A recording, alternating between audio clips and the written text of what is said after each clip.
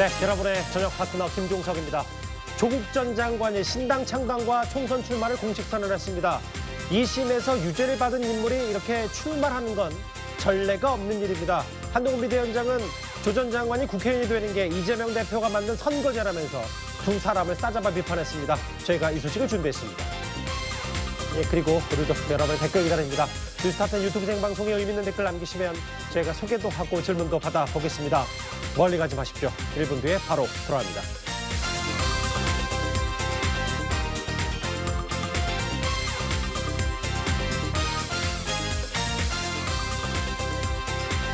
예, 오늘도 뉴스탑10 자랑하는 뉴스고수 네 분과 함께합니다.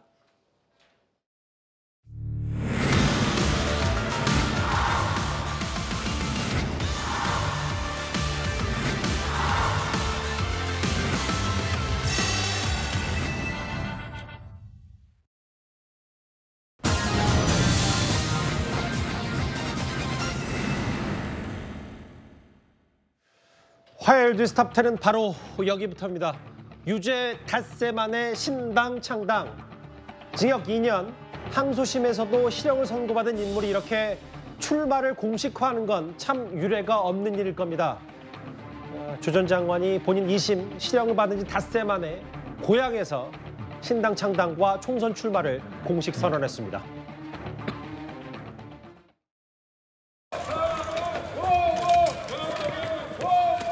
떨리는 마음으로 새로운 정당을 만들겠다는 뜻을 국민들께 밝힙니다. 무능한 검찰 독재 정권 종식을 위해 맨 앞에서 싸우겠습니다. 인기에 연연하지 않고 국가 위기를 극복할 대안을 한 발 앞서 제시하는 정당을 만들겠습니다. 그 길에 함께 해주시면 반드시 해내겠습니다. 근데 지금 시점에서 제가 부산에 출마를 한다 안 한다 이런 말씀을 드린 자체는 좀 빠른 것 같습니다. 이번 4월 총선에서 윤석열 정권을 심판하고 하려면 전 지역구에서 1대1 구도를 만들어야 한다고 생각합니다. 비례 말고 말입니다.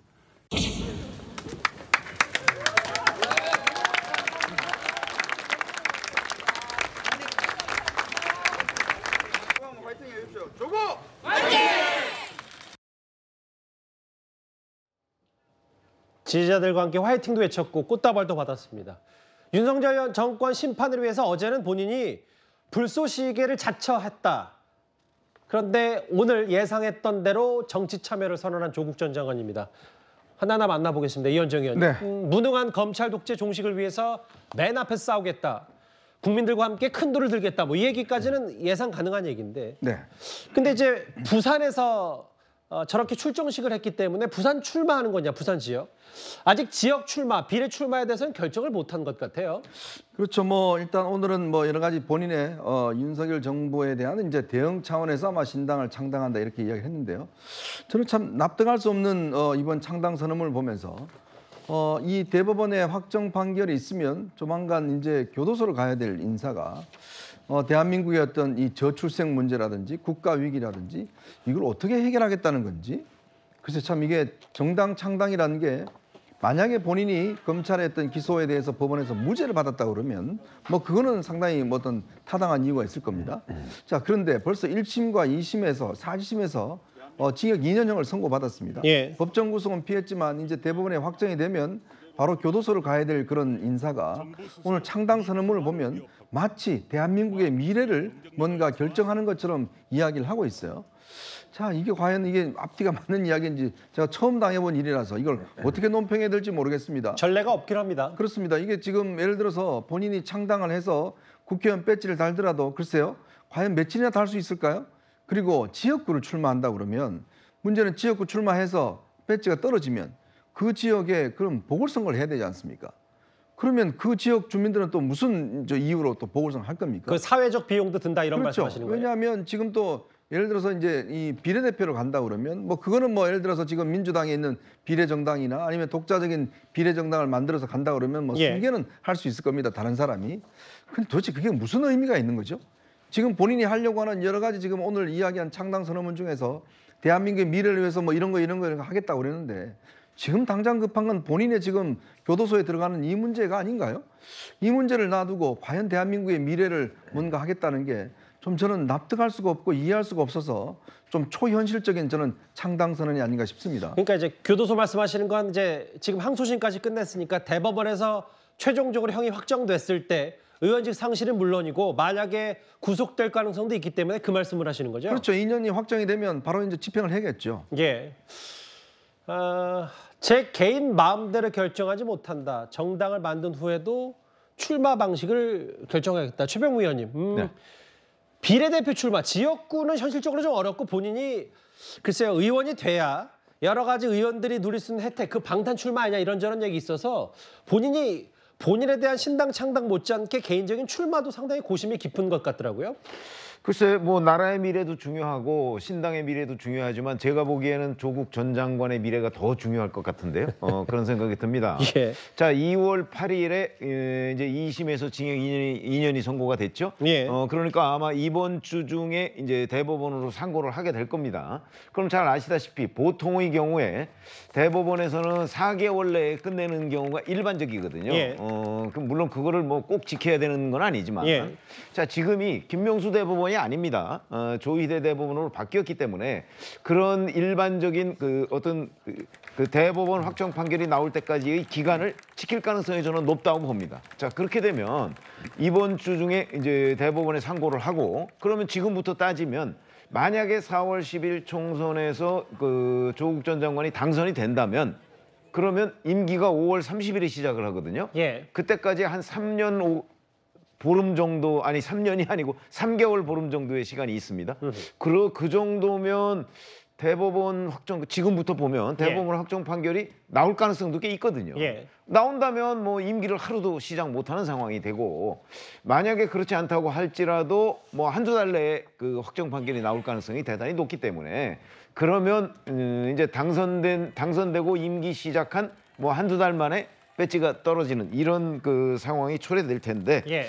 자, 그런 사람을 그렇게 이제 앞으로 길이 어찌 보면 뻔히 보이는데 유권자들이 얼마나 찍어줄 것인가 하는 부분에 대해서 큰 의문이 들고요. 예. 저도 뭐 이제 앵커께서 말씀하신 거와 마찬가지로 아마 지역구 출마는 지금 2달도 안 남았습니다. 그러게요. 지역구 출마는 힘들 것으로 보고요. 그동안에 뭐 서울 관악갑이나 아니면 부산의 중영도 본인이 고등학교를 중구에 있는 고등학교를 나왔기 때문에 예. 아마 중영도 그리고 지금 저 선언을 한 것도 중구라고 하니까 그러면 중영도에서 혹시 출마하는 것 아니냐 뭐 이런 관측이 있었지만 그거는 아마도 지금 2개월 남겨놓고 현실적인 선택이 되지는 못할 것이다. 그래서 저는 비례대표로 나올 것으로 보는데 예. 그 경우에도 과연 이런 상황의 조국 신당에 대해서 유권자 3% 이상이 정당 투표를 해줘야 되거든요. 그러게요. 뭐 그게 가능할지도 미지수고 설령 그 3%를 얻어서 그 비례대표를 배분을 받는다고 할지라도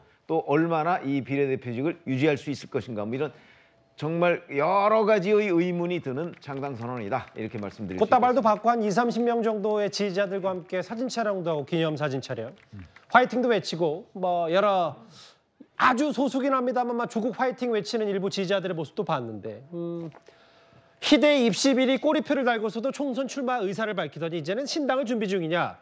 후한 무치라는 말도 모자랄 정도다라고 국민의힘 얘기했고 아까 두 분 말씀하셨던 것처럼 오늘 조 전 장관의 출마 선언문을 보면 대한민국이 당면한 과제, 저출생이라든지 경제 문제 이런 것도 뭐 얘기할 정도로 이제 본인이 이제 정치를 하겠다는 포부를 여러 가지 밝혔는데 근데 제일 발등에 떨어진 분은 본인 지금 2심까지 유죄를 받은 이 얘기. 본인 형법 교수라서 제일 잘할 텐데 대법원 판단까지 어떻게 될 텐데 이 부분일 겁니다. 차재현 교수님, 예. 본질적으로 제가 아까 2심에서 실형받고도 출마하는 사람 전례 없는 일이라고 제가 말씀을 드렸던 이유가 최근에 보면 조 전 장관 말고도 사실 송영길 전 대표도 검찰 독재 최다인가요? 이런 게 만들고 정치권이 너무 일정 부분에 선이 없어진 것 같은 느낌이 제가 들어서 어떻게 좀 판단하시겠어요? 말씀하신 것처럼 법학 교수니까요. 그러니까 지금 무죄 추정의 원칙에 의해서 본인이 지금 공민권이 살아 있잖아요. 예. 그렇기 때문에 자신의 정치적 선택을 할 수 있다고 그렇죠. 판단할 수 있겠죠. 뭐 그런 측면도 있지만 사실은 무엇보다도 지금 도덕적 기준에서 이 국민들의 눈높이하고 맞지 않다는 것이죠. 딴 것도 아니고 잔입 입시 비리라는 측면 때문에 본인도 여러 번 대국민 사과를 하지 않았습니까? 그런 차원에서 본다고 한다면 과연 출마가 정당한 것이냐 부분에 대해서 대해서 본인도 상당히 아마 고민을 많이 했을 것 같아요. 그런데 뭐 본인이 지금 밝힌 출마 선언문 같은 걸 본다고 한다면 이런 도덕적 기준의 잣대에서 벗어남에도 불구하고 본인이 출마를 할 수밖에 없는 이유가 나름대로 정치적 명분을 갖고 있다는 것이죠. 소위 말하는 윤석열 정권의 검찰 독재 정권에 따라서 민주공화국의 위기가 닥쳤다. 그렇기 때문에 내 스스로가 도를 하나 들겠다는 것이 아마 조국 전 장관 또 나아가서는 송영길 전 대표의 생각인 것 같은데요. 모르겠습니다. 이 부분들에 대해서 과연 유권자들이 어떻게 판단할지 부분은 우리가 총선에서 아마 유권자들의 심판을 지켜봐야 할 대목이 아닐까 하는 생각이 듭니다.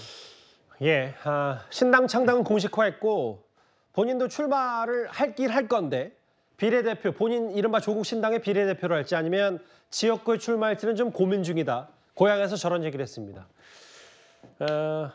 여당에서 후원무치라는 표현을 썼었는데 사실 오늘 국민의힘 한동훈 비대위원장의 반응도 꽤 궁금했습니다. 왜냐하면 한 비대위원장이 과거 조 전 장관 수사를 했던 검찰 당사자이기도 하기 때문인데요.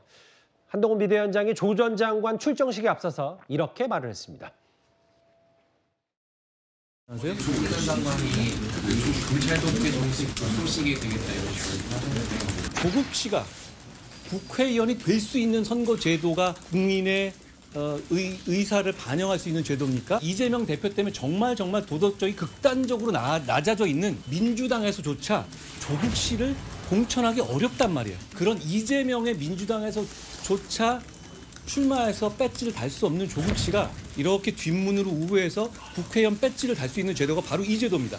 이 제도 하에서라면 조국 씨는 4월에 국회의원이 될 겁니다. 그게 민의를 반영하는 겁니까?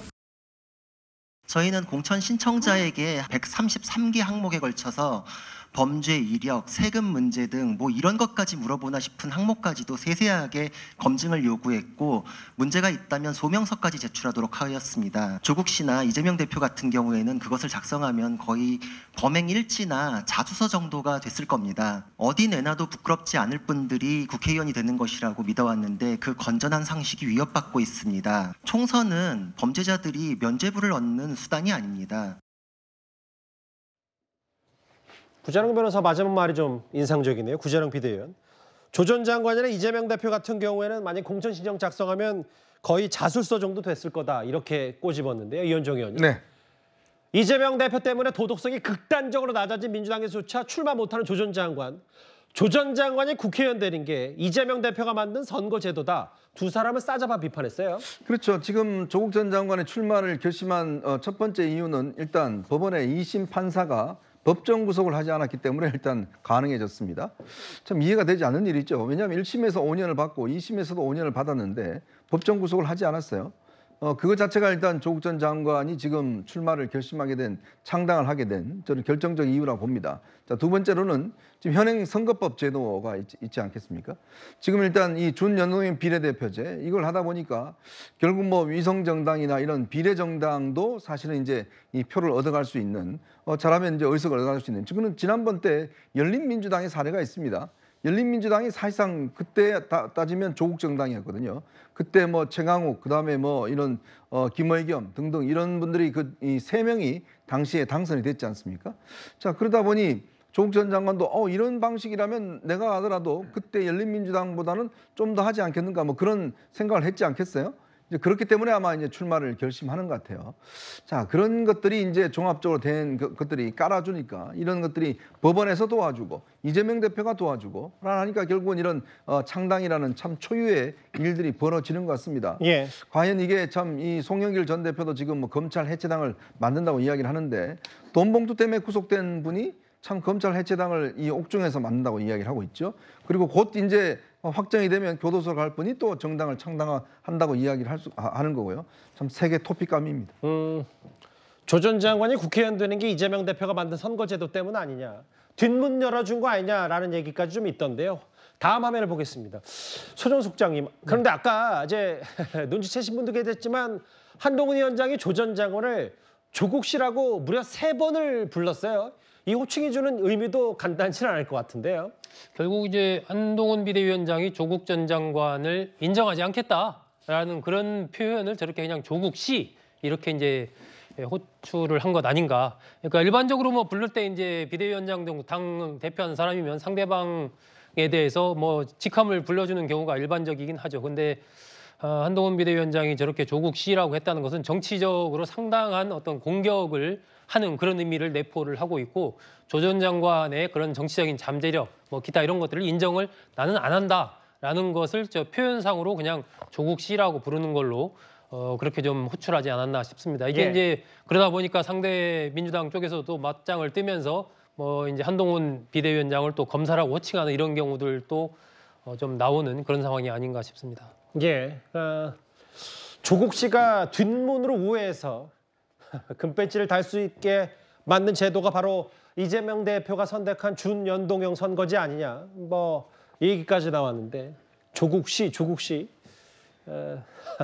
몇 번이나 강조했습니다. 귀에 쏙쏙 박히게 한동훈 위원장이요.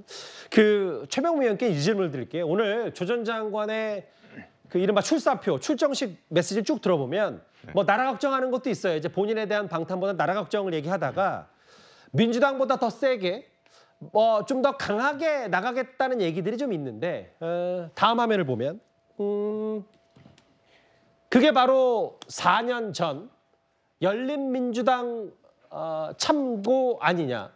조 전 장관님 꿈꾸고 있는 게 그때는 당시 이제 매운 민주당이라고 했던 이른바 친문 세력의 열린민주당 이 사례를 좀 벤치마킹해서 조 전 장관이 이 사례를 가고 싶다 이런 취지로도 읽히는데 어떻게 판단하세요?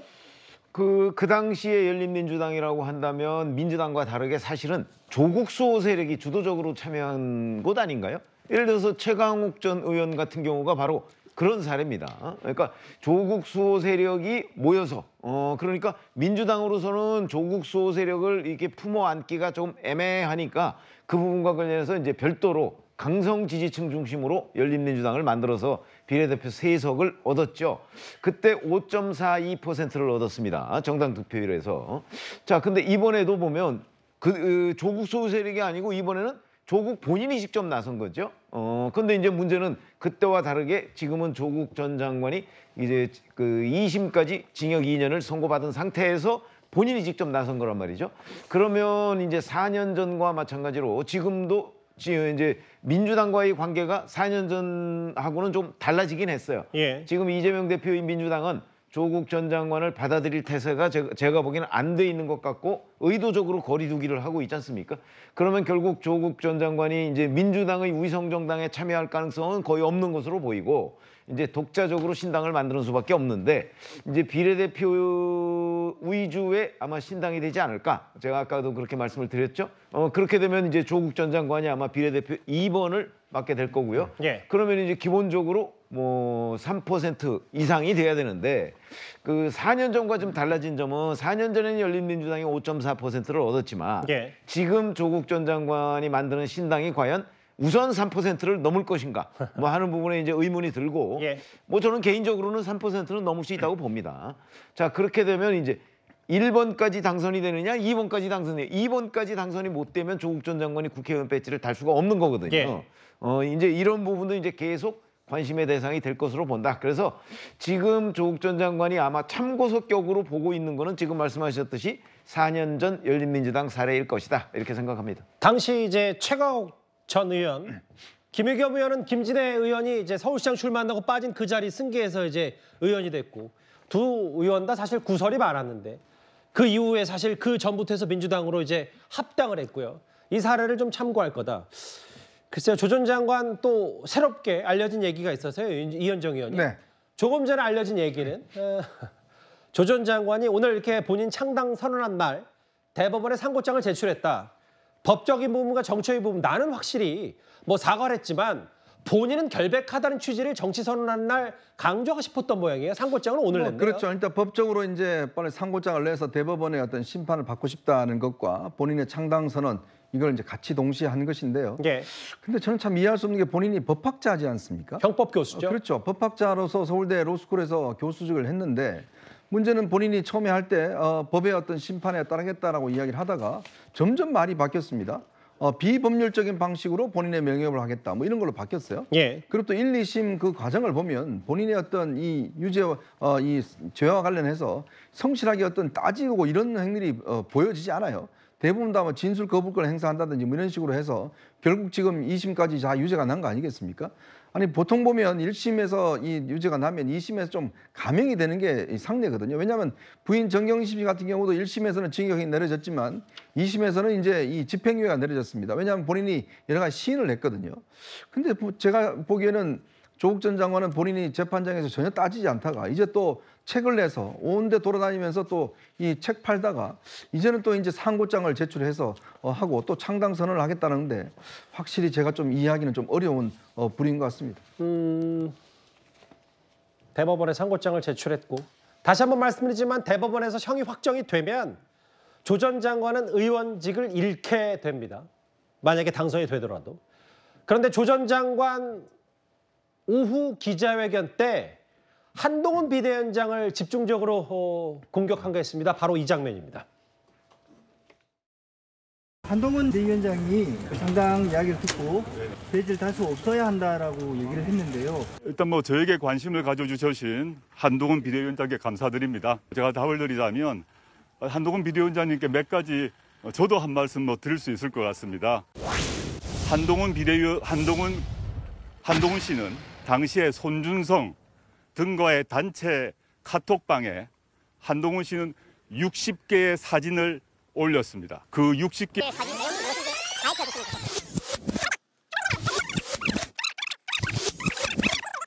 한동훈 검사는 검사 시절부터 김건희 씨와 수백 번의 카톡을 한 것으로 알고 있습니다. 뭔가 조 전 장관이 하도 본인 공격을 많이 당하니까 오늘도 본인 출정식에서 단단히 준비를 한 모양이에요. 차재한 교수님. 네. 하나 인터뷰를 하는데 한 명의 인물이 직함이 벌써 3번 예. 바뀌어요. 정확히 2번 바뀌죠. 이제 처음에는 비대위원장 얘기했다가 조국 씨 갑자기 이제 본인 오전에 본인을 공격했던 게 조 전 장관 입장에서 생각이 났는지 모르겠는데 뭐 한동훈 씨라고 했다가 한동훈 검사 얘기. 본인도 몇 가지 한동훈 비대위원장에게 질문을 던지다면서 답을 하라고 했는데 호칭 신경전 어떻게 보셨습니까? 글쎄요, 뭐 일종의 뭐랄까요, 일반인들이 봤을 때는 좀 이해가 잘 안 되는 일종의 자존심 상황 같은 것이 아닐까 생각이 듭니다만 예. 일단 아마 맨 처음에 한동훈 비대위원장이라는 부분은 기자가 한동훈 비대위원장이 이렇게 말했다는데요. 이러니까 그 말을 그냥 이어받아서 한동훈 비대위원장이라 했다가 예. 이 C로 바뀌는 부분이 손준성 검사와 관련된 소위 말하는 이 고발 사주와 관련된 부분이잖아요.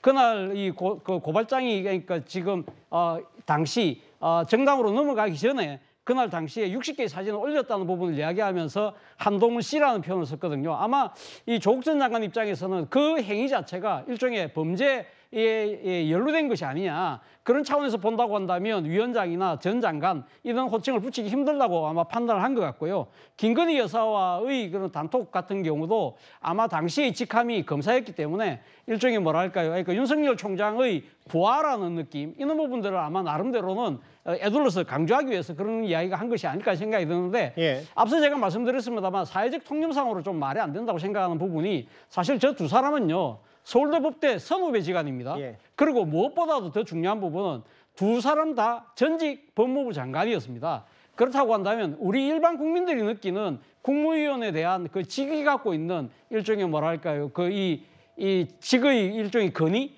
이런 부분들을 스스로가 지금 깎아먹고 있는 것이 아닐까라는 안타까움이 든다는 겁니다. 본인에 대해서 한동훈 비대위원장이 뭐 조국 씨 하니까 그래서 한동훈 씨, 뭐 한동훈 검사 이렇게 오늘 오후에 오전 오후 간격으로 이렇게 호칭 싸움이 한바탕 벌어졌었는데 다음 화면을 보면 사실 그런데 조 전 장관이 과거 SNS에 본인 SNS를 보면 본인 생각할 때 문제 있다고 생각하는 사람들에 대해서는 박근혜 씨, 최근엔 뭐 윤석열 씨 하면서 직함을 미리 조 전 장관이 뺀 경험이 많아서 이것 또한 조 전 장관 과거 SNS 부메랑이 된 건 아닌지 모르겠습니다. 다시 본질로 가보겠습니다. 저희가 여러 차례 조국 전 장관의 야권 통합 비례정당 합류 가능성을 놓고 이재명 대표의 고민이 깊을 거라고 말씀드렸었는데요. 이른바 친명, 친문 충돌 와중에 나타난 바로 조국의 강이기 때문일 겁니다. 민주당에서 어떤 결정을 할 것인가를 신경을 쓰면서 저의 행보를 결정하지 않을 생각입니다. 저는 민주당보다 더 진보적인 정당, 민주당보다 더 빨리 행동하는 정당, 민주당보다 더 강하게 싸우는 정당을 만들고자 합니다. 민주당의 최종적인 목적은 문 대통령에 대한 탄핵 진리를 갖고 계시는 건지. 탄핵이 되려면 200석이 필요하지 않습니까? 국민들께서 3년 반을 못 기다리겠다라고 생각하시면 또 그 뜻에 따라야 한다고 생각합니다. 민주당의 160석의 지역구와 20석이 넘는 정말 제대로 된 교섭단체가 가능한 윤석열 퇴진당이 만들어지면 탄핵 소추를 비롯해서 강력하게 민주당을 견인할 수 있는 당이 만들어져서 시너지 효과가 나올 것이다. 저희 제작진이 단단히 그래픽 하나 준비했습니다. 서정석 국장님. 네. 이른바 조국의 강을 건너는 조국의 강 위에 있는 조국 신당 배가 둥둥 떠 있고 큰 돌 들겠다 검찰 독재 종식회사 윤석열 정권에 맞서서 다 힘을 합쳐야 된다고 얘기하고 있는데 오늘 곧바로 조 전 장관 기자회견 직후에 이 비례대표 다 총괄하고 있는 박홍근 의원이 선거에다 어렵고 승리 위에 자중해야 된다고 얘기했습니다. 어떻게 받아들이셨어요? 민주당으로서는 이게 과거의 어떤 좀 나쁜 기억들을 떠올릴 수가 있는 상황, 그것을 우려하는 것이죠. 지난 대선 때 결국 이제 민주당이 조국의 강을 건너지 못했다는 것과 관련해서 엄청난 비판을 받았고 결국 이재명 후보가 이제 사과를 하는 그런 상황까지 이어졌었는데 현재의 민주당이 지금 중요한 과제 중에 하나가 원심력을 제어하고 구심력을 강하게 하는 게 현재 민주당의 과제 중 하나입니다. 그런데 조국 신당, 조국 전 장관이 미디어의 조명을 받고 계속해서 이제 이슈를 어떤 몰아가는 그런 흐름을 보일 경우에 결국 현재 민주당 내에서의 원심력은 더 커질 수밖에 없는 것이거든요. 현재 민주당이 이제 일부 세력들이 이탈에 나오게 된 가장 핵심적인 원인이 결국은 조국 사태, 조국 전 장관을 어떻게 볼 것이냐에서부터 그때부터 이제 균일이 시작된 것이고 현재까지 이어져 와서 이제 겨우 그것을 어느 정도 좀 이렇게 좀 봉합하려나 싶은 시점에 다시 이제 조 전 장관이 이슈에 등장하는 상황이기 때문에 민주당으로서는 이러한 원심력을 차단하기 위해서라도 일정하게 이제 전략적으로 조 전 장관과 거리를 두는 모습을 취할 필요가 있다라는 판단에서만 박홍근 전 원내대표가 저렇게 얘기를 한 것으로 보이고요. 두 번째는 결국 이게 총선의 승패가 갈리는 건 결국 수도권입니다. 이 121석 수도권을 누가 차지하느냐의 문제인데 지난 총선 때 16석을 제외하고는 민주당이 싹쓸이를 했거든요. 수도권에서. 그런데 지금 이제 수도권 유권자들의 감성 속에 조국 전 장관, 조국 사태를 바라보는 것은 중도층은 상당히 비판적으로 조국 전 장관의 움직임에 대해서 바라보고 있는 상황이기 때문에 조국 전 장관이 도드라질수록 자꾸 이렇게 전면에 나올수록 그것이 민주당에서는 결코 도움이 안 되는 그런 거죠. 그래서 아마 제 생각에는 민주당에서는 앞으로도 적절하게 계속해서 조 전 장관과 일정하게 거리두기를 하려는 움직임을 계속 보일 겁니다. 네, 그것은 이제 국민의힘에서는 놔두지 않고 결국은 큰 틀에서 다 같은 울타리 안에 조국 전 장관의 신당과 민주당과를 같이 넣어서 이제 비판을 하는 움직임을 보일 것이고 이러한 이제 프레임 싸움이 좀 더 이제 본격화하지 않을까 그렇게 좀 예상을 합니다. 그 총괄하고 있는 비례대표 박홍근 의원은 자중해라라는 표현까지 썼는데 조 전 장관 그 출정식 이후에 민주당 최고위원 가운데 한 명인 정청래 의원의 SNS에는 뭐 다 그 이현정 의원이 큰 물에서 모일 것이다, 큰 바다에서 만날 거다라는 얘기했는데 뭐 조국의 강 뭐 얘기인지 모르겠습니다만 어쨌든 윤석열 정권을 위해서 맞서 싸우자 얘기. 글쎄 저거는 그냥 일종의 수사입니까? 뭐 립서비스입니까? 어떻게 받아들이세요? 그러니까 지금 뭐냐면 이제 열린민주당이 결국은 당을 해체하고 민주당과 합당했지 않습니까? 그런 거와 비슷하게 예를 들어서 지금 뭐 싸움을 여러 군데서 진행을 하다 보면 나중에는 이제 같이 함께 될 수 있을 것이다라는 그런 생각인데 근데 이게 착각인 게요. 지금 선거에서 만약에 이렇게 될 경우에 결국은 이제 민주당의 표가 분산될 가능성이 있습니다. 진보표가 분산되는 그렇죠. 겁니까? 왜냐하면 지금 바로 이재명 대표 지금 지지층들이 조국 전 장관이나 지금 문재인 전 대통령을 비난하는 이유가 뭐냐 하면 지금 이 이재명 대표 입장에서는 이번에 비례정당 만들겠다는 것도 어떻게 하든지 지금 표를 하나로 뭉쳐서 본인이 어떤 이걸 파일을 키우겠다는 생각인데 지금 현재 조국 전 장관이나 지금 개혁신당이나 다 나눠 먹자는 거 아니겠습니까? 그렇다면 여기에 뺏겨버리면 예를 들어서 뭐 만약에 지역구에라도 출마를 일부 인사들이 한다고 그러면 그러면 그 사람들이 국민의힘 표를 가져가겠어요? 아니면 민주당 표를 가져가겠습니까? 그럼 뭐 명백한 거 아니겠습니까? 그렇기 때문에 저는 뭐 정청래 최고의 저 이야기는 결국 뭐 크게 이야기하는 거겠지만 글쎄요, 뭐 지지층들이 좀 비판할 것 같긴 한데 결국은 이제 이번에 같은 경우는 아마 이런 식의 어떤 이 조국 전 장관 행태를 아마 이재명 대표 입장에서 보면 결코 유리하지 않는 그러한 상황으로 보여지고 특히 문재인 전 대통령이 이제 조국 전 장관을 지지하면서 했던 이야기가 지금 민주당이 뭔가 좀 이런 것도 포용하고 있지 못하다. 왜냐하면 지금 이제 임종석 전 실장이나 여지 뭐 공천 안 주겠다는 거 아니겠습니까? 예. 그러면서 불가피하다는 이야기를 했어요. 예. 그러니까 그런 것들이 오히려 이재명 대표 체제를 좀 이완시키는 거 아닌가? 뭐 그런 어떤 시각도 있는 것 같습니다. 어제 저 장면 저희 뉴스탑10에서 속보송으로 전해드렸다시피 조 전 장관은 오늘 그러니까 신당 창당선을 하기 하루 전에 파란 넥타이를 메고 저렇게 양산 평산마을 문 전 대통령을 예방했습니다. 그런데 문 전 대통령의 반응이 예상보다 더 조국 전 장관에게 우호적이었습니다. 결과와 무관하게 이미 조국 전 장관이 지금까지 겪었던 고초 그것만으로도 저는 뭐 아주 크게 마음에 빚을 졌다고 생각합니다. 어제 문 대통령님하고 뵌 거는 뭐 제가 모셨던 분으로서 당연히 인사를 드리고 또 조언을 구하는 게 저의 기본 예의라고 생각하고 마치고 대통령님과 뭐 술 한잔 했습니다. 그 외에는 뭐 특별하게 새롭게 드릴 말씀은 없습니다. 조 전 장관은 문 전 대통령과 오랜만에 술 한잔 했다고 했고 문 전 대통령 얘기는 민주당 안에서 함께 정치를 할 수 있었으면 좋겠지만 그게 어려운 상황이라면 신당 창당 불가피성을 이해한다. 이 불가피성. 지금 아까 이현정 의원 말 맞따라 이재명 대표 강성 지지자들이 꽤 문 전 대통령까지 비판하고 있는데 이 상황 어떻게 분석하시겠어요? 저는 그 조국 전 장관이 왜 본인이 신당 창당을 할 수밖에 없는 것인가 하는 걸 설명을 했다고 봐요. 저 문재인 전 대통령을 만나서. 근데 그 부분에 관해서 문재인 전 대통령이 자기가 전폭적으로 뭐 지원한다든가 아니면 지지한다든가 하는 표현을 쓰지 않고 예. 불가피성이라는 표현을 썼어요. 그리고 뭐 지원도 아니고 이해한다고 했습니다. 저는 저런 것들이 문재인 전 대통령이 조국 신당 창당에 대해서 아주 적극적으로 지지 의사를 밝힌 게 아니라고 해석을 합니다. 예. 그렇기 때문에 지금 문 전 대통령으로선 본인이 임명했던 그 민정수석 법무장관이었던 사람이 자기를 찾아온다고 하니까 그거를 뭐 거부할 수는 없는 거 아니겠습니까? 그리고 이런 여러 가지의 그 문 전 대통령의 이 말이 문 전 대통령 본인의 육성이 아니고 조국 전 장관 측에서 지금 얘기를 설명을 하고 있는 거예요. 그러니까 저는 정확한 의미가 그 문재인 전 대통령이 얘기하고자 했던 정확한 의미가 전달이 좀 덜 됐다고 봅니다. 그런 점에서 저는 전체적으로 보면 그 문재인 전 대통령이 조국 전 장관의 신당에 대해서 적극적으로 지지하는 의사표명보다는 그냥 본인을 찾아왔으니까 어쩔 수 없이 본인이 그걸 그냥 이해한다 정도에 그치는 것이지 적극적인 지지 의사는 아니다 이렇게 보고 있습니다. 예, 저게 이재명 대표 강성 지지자 이른바 개딸들의 뭐 여러 온라인에서 올라온 글들인데 잊힌 사람 되고 싶다는 그분 만나요라고 하면서 조 전 장관은 민주당에 자리 없어요.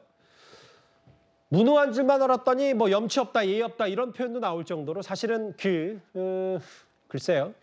어제 문 대통령이 아까 뭐 최병우 의원 말씀은 조 전 장관에게 엄청난 힘을 실어준다기보다는 뭐 예의상 문전박대할 수 없으니까 신당 창당의 불가피성 언급을 했다고 함에도 지금 그 문 전 대통령 향한 이재명 대표 강성 지지자들의 볼멘 목소리는 오늘 있었던 조 전 장관의 신당 창당 공식화와 함께 더 커질 공산이 커졌습니다. 알겠습니다. 첫 번째 이슈 조 전 장관 오늘 신당 창당 그리고 총선 출마를 공식화했습니다. 2심에서 유죄를 받은 지 닷새 만에 이런 정치적 행보 참 유례없는 일입니다. 첫 번째 이슈 여기서 마지막 마무리하고요. 다음 주제는 얘기로 가보겠습니다.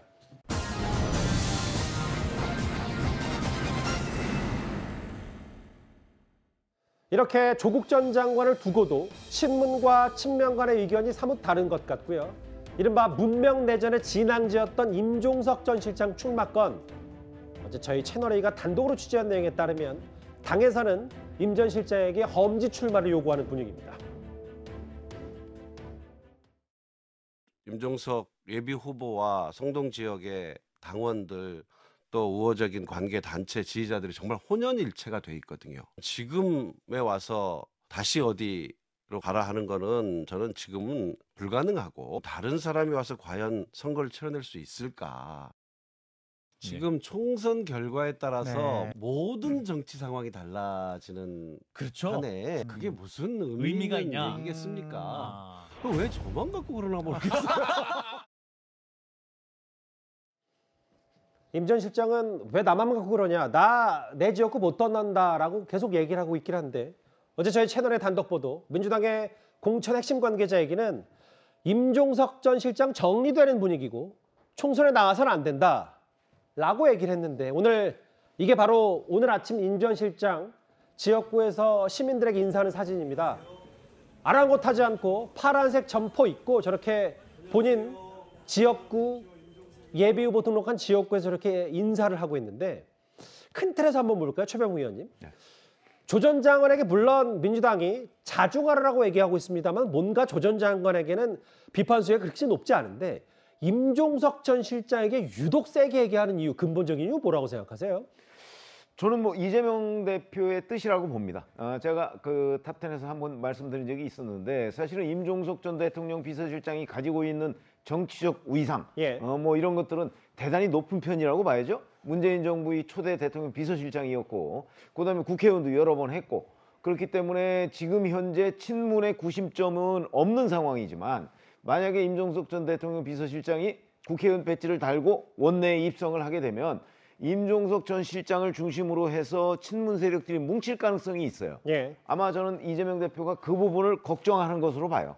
그렇기 때문에 본인의 잠재적 경쟁자가 될 수 있죠. 당장 그 올 8월이면 대표 경선을 다시 해야 되지 않습니까?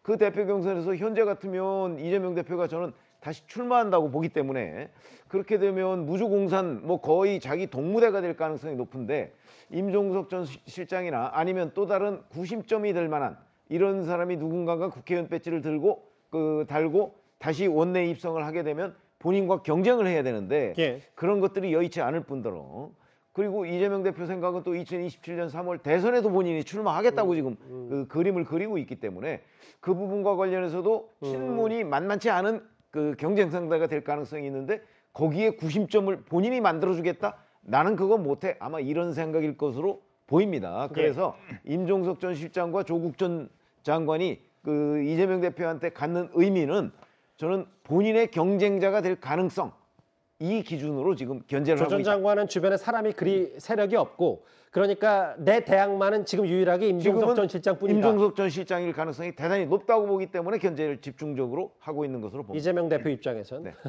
일단은 그런 해석을 하셨지만, 험지 나가라, 그 뭐 총선 나와서는 안 된다, 뭐 사실은 용산 나가라는 얘기까지 나왔었으니까요. 그런데 다음 화면을 보겠습니다. 임종석 전 실장하면 빼놓을 수 없는 인물이 바로 추미애 전 장관인데, 이현정 의원님. 일부 보도에 따르면 설 연휴 전후 정도 해서 이재명 대표가 추 전 장관을 비공개로 만났고, 지금 여러 군데 이제 출마 얘기가 나오는데, 뭐 불출마 대신 험지 출마 혹은 뭐 해당 지역에 전략 공천할 수도 있다, 이런저런 얘기 있는데, 이재명 대표는 추 전 장관을 좀 아끼는 것 같고 어디 보낼 생각이 있는 거예요? 그러니까 지금 보니까 지금 중성동갑이 이제 한양대가 있는 지역이거든요. 근데 그 한양대가 아시겠지만 이 추미애 전 장관이 이제 나온 모교입니다. 자, 그냥 거기서 임종석은 안 되고 추미애는 된다, 이거거든요. 되는 이유가 뭐겠습니까? 추미애 전 장관은 면죄부를 받았고 임종석 전 실장은 면죄부를 못 받았기 때문에 그런 거 아니겠습니까? 지금 유일하게 지금 이 임명백 공관위원장 이야기했지만, 윤석열 정부 탄생에 기여했던 사람들 다 좀 출마 문제 제고해라, 이렇게 이야기를 했는데 유일하게 지금 비켜간 사람은 바로 두 사람이 있습니다. 바로 추미애 전 장관과 전현희 전 국민권익위원장이죠. 두 사람은 뭐가 그렇겠습니까? 결국은 본인들이 나와서 적극적으로 이재명 대표를 옹호하고 이재명 대표 편에 서서 활동을 했기 때문에 그 점수를 인정받은 거예요. 결국은 이번 공천은 이재명, 즉 이재명 대표를 옹호하느냐 안 하느냐, 거기에 따라서 달라지는 거죠. 이재명 대표를 옹호해서 면죄부를 받으면 공천 주고, 그렇지 않으면 공천 안 준다, 이런 게 명확하게 드러난 게 바로 이 중성동갑이 아닌가, 그런 생각이 듭니다. 그러니까 이현정 의원께서 뭐 언제 직접 취재하신 모양인데, 그러니까 여기 지금 임 전 실장이 저렇게 파란 점퍼 입고 뛰고 있잖아요. 이 중성동갑. 이 자리에 임 전 실장 대신 추미애 전 장관의 이재명 대표가 전략 공천할 가능성이 크다, 이 말씀하시는 거예요? 일단 박성준 지금 대변인이 그런 뉘앙스로 이야기를 했거든요. 그리고 지금 추미애 전 장관은 여러 군데 돌려봤는데 모르겠 이제 별로 그렇게 경쟁력이 없는 것으로 나타나고 있습니다. 자, 그렇다 보니 오히려 본인의 어떤 경쟁력이 있는 곳은 본인의 모교가 있는 중성동갑에 공천하는 게 낫겠다. 이런 것들이 이제 검토가 되고 있는 것 같고요. 그다음에 이제 내부의 어떤 핵심 관계자 회의에서는 임종석은 절대 안 된다. 이번에 공천 줄 수가 없다라는 방침이 이미 선거로 제가 알고 있습니다. 자, 그렇기 때문에 거기에 대한 대안 세력으로서 결국은 지금 이 추미애 전 장관을 투입시키는 것 같은데, 참 예전에 추미애 전 장관 그랬잖아요. 이 임종석, 노영민 이 두 사람 절대 출마하면 안 된다고 이야기를 했는데 결국 또 거기에 본인이 가게 될 그런 운명에 처한 것 같습니다. 추 전 장관을 이재명 대표가 어디에 보낼지에 대한 생각도 중요할 텐데, 근데 실제로 설 연휴를 전후로 해서 이재명 대표가 몇몇 사람들에게 직접 전화를 건 모양이에요. 소정석정님. 네. 특히 이 지금 현역 의원이고 고 김근태 의원의 배우자인 인재근 의원, 86운동권의 대모, 인재근 의원 혹은 과거 친명이었던 문학진 의원 재선인데, 알려진 바에 따르면 물론 뭐 민주당에서는 기본적으로 부인하고 있습니다만 불출마를 요구했다, 이런저런 보도들이 나왔습니다. 이번 총선은 사실상 제2의 대선이라고도 부를 정도로 지금 이재명 대표와 윤석열 대통령 또 이재명 대표와 이제 한동훈 비대위원장의 전선이 첨예하지 않습니까? 예. 그리고 이 결과에 따라서 집권 이후에 남은 기간을 윤 대통령으로서는 원활하게 갈 수 있느냐 그렇지 않느냐가 갈리는 것이고, 이재명 대표로서는 총선에서 승리하게 되면 그 이후에 이제 대선까지의 가도에서 상당히 유리한 고지에 올라서는 이런 상황이기 때문에 보이지 않는 전쟁을 하고 있는 것이고, 지금 이재명 대표가 문학진 전 의원과 인재근 의원을 만나서 뭐 여러 가지 얘기를 했다, 불출마 요구 등을 했다, 이런 보도가 나오고 있는데, 뭐 불출마 요구를 직접적으로 하지는 않았겠죠. 저런 용어를 저런 정도 위치에 있는 사람이 쓰지는 않죠. 근데 이제 그 얘기를 하면서 그 뉘앙스로 내가 출마하는 걸 원치 않는구나 하는 걸 느끼는 거죠. 이제 그러한 부분도 하나 있을 것이고, 두 번째는 이제 있을지 모를 어떤 위기 관리를 사전에 하는 거죠. 이게 이제 여러 가지 평가라든지 이런 거에서 좀 좋지 않은 그러한 성적을 받은 분들을 만나면서 그런 뉘앙스를 보여주고, 그러면서 또 한편으로서는 이런 소통하는 채널 이런 것들을 통해서 이탈할 수 있는 여지를 좀 더 낮추고, 이런 움직임을 직접 이재명 대표가 하고 있는 것 아닌가. 아마 드러난 게 저거지 아마 보이지 않게 굉장히 많은 그런 작업들을 하고 있을 것이고, 그건 아마 여당도 마찬가지일 겁니다. 물밑에서 서로가 이제 정리하고 또 그걸 다잡고 이런 움직임을 계속해서 보이고 있는 것이죠. 그러니까 이제 이 해당 보도의 요지는 이재명 대표가 설 연휴 전후로 해서 전화 돌려서 불출마를 하거나 험지가라 이렇게 직접 얘기했다는 건데, 민주당 오늘 얘기는 아니다. 뭐 인재근 의원이, 현역 의원이 이재명 대표 만나서 먼저 불출마 의사를 밝혔다라고 하니까 뭐 그 얘기를 좀 앞에 보긴 봐야 될 것 같아요. 정리를 좀 해볼게요.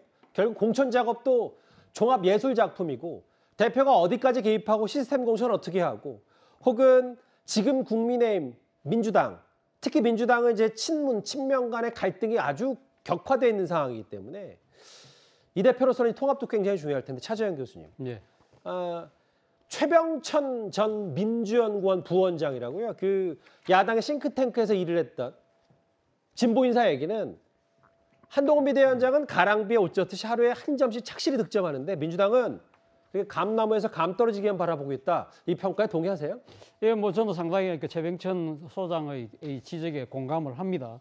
사실 지난 10월이죠. 그러니까 서울시 이 강서구청장 보궐선거 이후에 사실 민주당이 압승을 하고 난 뒤에 상당히 좀 이렇게 자족하고 나름대로 정치한 분위기가 아닐까라는 생각이 듭니다. 바로 지금 최병천 소장이 이야기한 부분이 사실 지금 9% 정도 민주당은 잃고 국민의힘은 상대적으로 9% 정도 더 갖고 갔다는 이야기가, 그 시점 자체가 지금 강서구청장 재보궐선거 이후부터를 따지는 것인데요. 그럼 그 이유는 무엇일까?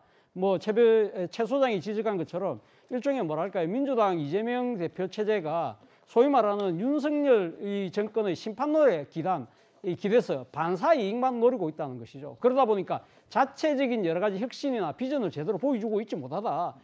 그러니까 이 지금 새로운 개혁도 못하고 있는 상황에서 오히려 앞서 말씀하신 것처럼 비명과 친명의 지금 내분에 이어서 이제는 친문과 또 친명의 또 이 지금 내전으로 격화되고 있는 상황인데, 문제는 이 지금 이재명 대표의 인식 자체가 지금 이 외부 세력의 이관계, 저들의 전략이라는 거잖아요. 사실은 지금 이 네 분이 격화되고 있는 이유 중에 가장 큰 이유 중에 하나가 이명박 공관위원장이 이야기했던 정권 교체에 대한 책임 져야 될 부분 물러서라는 식으로 이야기를 하면서 신문 사람들 공천받을 생각하지 말아야 그렇죠. 이거잖아요. 그러니까 예. 내부에서 지금 그런 분란들, 특히 이재명 대표의 가까이 계신 분들이 이런 이야기를 하고 있는데 뭐 지금 본인 입장에서는 외부에서의 이관계라는 식의 인식 자체를 갖고 있는 것 자체가 문제인 것 같고요. 예. 또 하나는 뭐 끊임없이 이야기되고 있지만 이재명 대표를 둘러싼 여러 가지 사법 리스크들이 이절만 하면 계속적으로 제기되고 있잖아요. 지금 뭐 김혜경 여사에 대한 기소 방침도 곧 정해질 거라고 하니까 지금 혹을 하나 더 달게 되는 그러한 상황도 있는 것이고요. 무엇보다도 제가 생각했을 때는 지금 본인이 지금 개항을 그대로 출마하겠다는 그 입장 자체도 저는 좀 문제가 있는 것이 아닐까 하는 생각이 듭니다. 사실은 여러 가지 지금 이 어려운 상황이라고 한다면 당을 이끄는 야당 대표 입장에서는 뭔가 본인이 좀 헌신하고 희생하는 모습을 보여야 되는데 그런 정치적 결단을 보여주고 있지 못하는 대목도 지지율을 갉아먹는 하나의 요소가 아닐까 하는 생각이 듭니다. 알겠습니다. 공천 내밀한 작업 중에 이 대표가 직접 전화를 건 얘기 그리고 추미애 전 장관과 임종석 전 실장 둘러싼 민주당 얘기까지 하나하나 만나봤습니다. 다음 주에는 또 다른 뉴스탑10이 뽑은 상위권 주제입니다.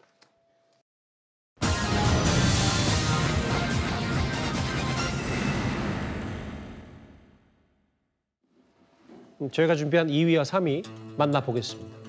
건국전쟁 얘기. 그동안 야당의 전유물로 보였던 이른바 영화정치.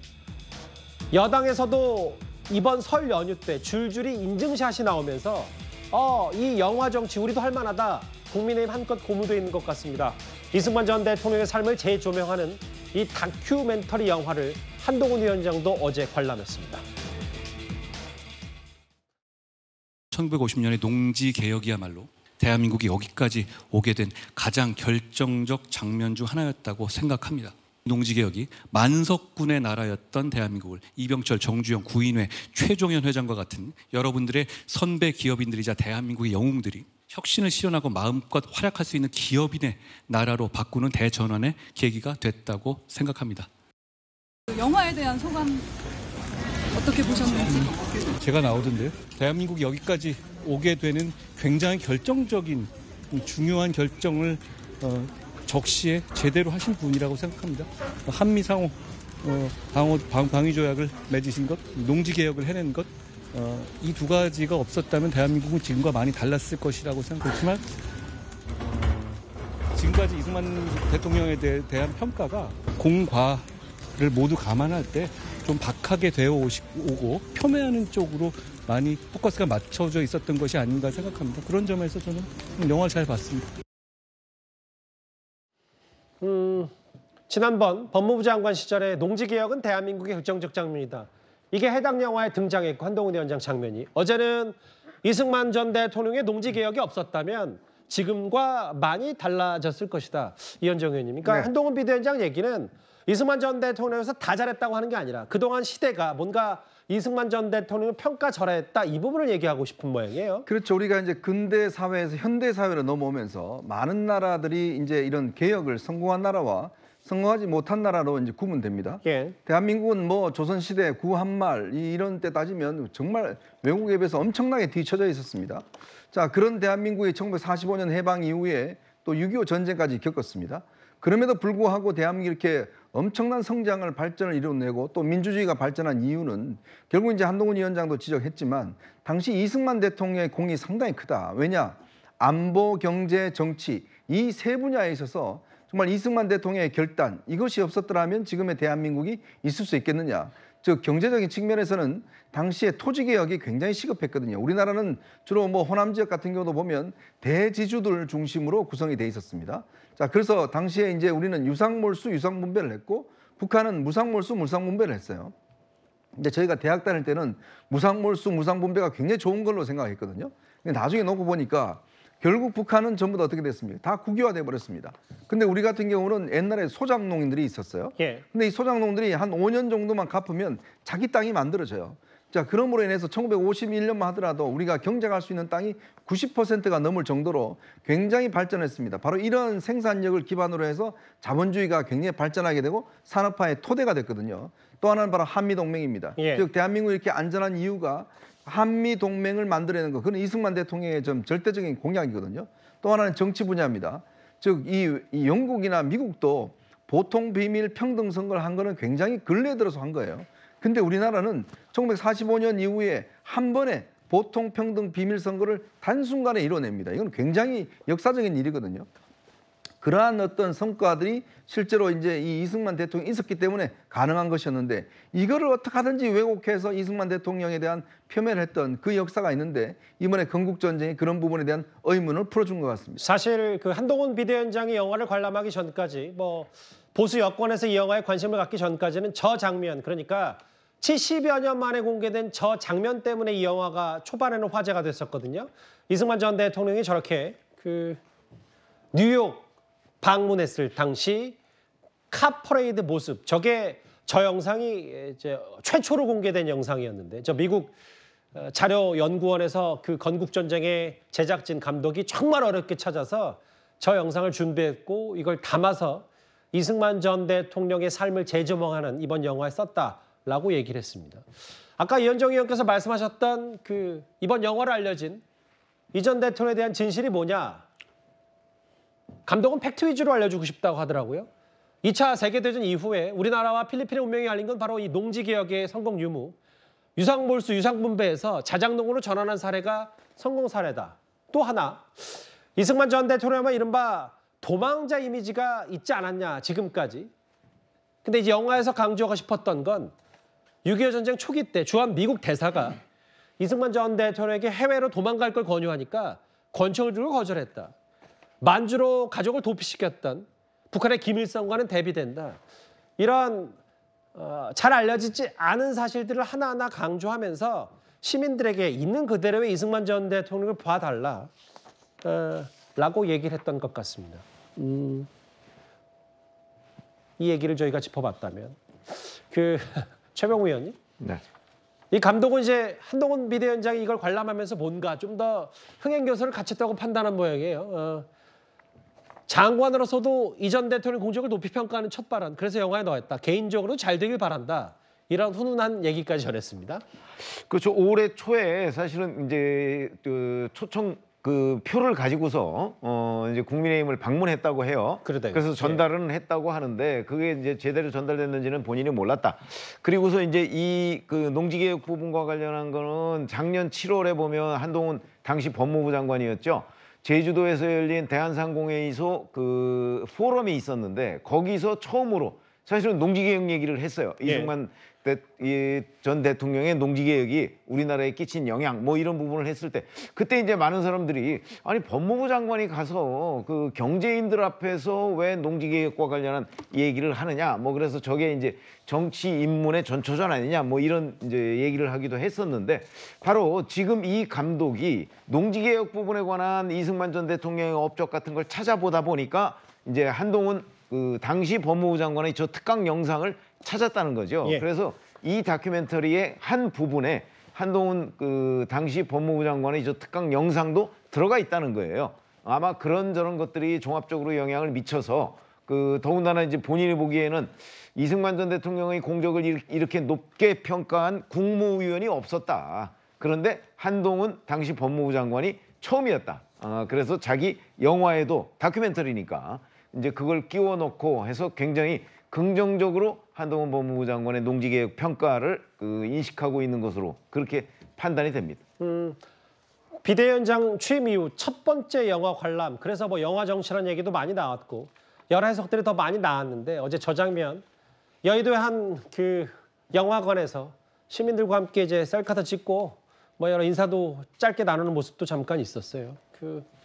저희가 준비한 화면이 이거예요. 사실 아까 제가 앞서서 근래에는 이런 영화 정치가 야당의 전유물 아니었냐. 왜냐하면 최근에 이제 기류의 김대중 전 대통령 관련 영화, 그대가 조국, 뭐 문재인입니다.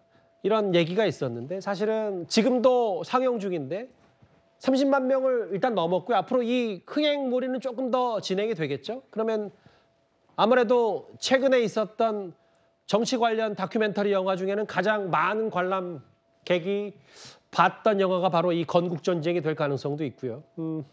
근데 뭐 이 정도로 정리를 좀 저희도 하고 싶었는데 서정훈 소장님. 네. 온라인에서 뜨거운 이슈가 있었던 게 뭐냐면 가수 나얼 씨가 이 영화 우호적인 평가, 좋은 평가를 했다가 이게 좀 온라인에서 난리가 났다면서요? 저게 이제 그 지금 건국전쟁을 보는 하나의 코드가 정치 영화로서의 그런 측면도 있고 또 하나가 이제 이 종교적인 측면입니다. 개신교. 이승만 전 대통령이 되기 전에 우리나라 초대 국회의장이 이승만 대통령이거든요. 일대 국회의장을 하면서 제일 처음 이승만 대통령이 국회의사당 단상에 올라가서 제일 처음 한 일이 뭐냐면 우리 다 같이 기도합시다. 이거였거든요. 이 기록에 나오는 얘기입니다. 그런 정도로 이제 아주 개신교가 우리나라에 퍼지게 되는데 이승만 전 대통령 역할이 있었던 거죠. 그래서 지금 이제 저 영화도 보면 정치인들도 뭐 많이 보지만 교회 쪽에서도 집단으로 가서 많이 보는 그런 경우를 제가 봤습니다. 그런 측면이 하나 있습니다. 지금 나얼 씨 같은 경우도 저걸 이제 영화를 봤다라는 것을 SNS에 올리면서 동시에 이제 성경도 같이 올리고 스스로가 또 아주 독실한 개신교 신자로 알려져 있기 때문에 아마 그랬던 것이 아닌가 싶은데 굉장히 이제 댓글에서 비판적인 이른바 이제 뭐 보수 지지, 뭐 독재자를 숭배하느냐 이런 댓글들이 많이 달리면서 댓글창을 폐쇄를 했다라고 하는데 이게 댓글이 뭐 사실 댓글 보다 보면 보시는 분들 머리가 막 뜨거워집니다. 그래서 아마 나얼 씨도 바로 폐쇄를 했던 것 같고 이게 정치적인 측면에서의 상대에 대한 비판 뭐 이런 부분들은 어느 정도 여야가 지금도 비판을 하고 있지만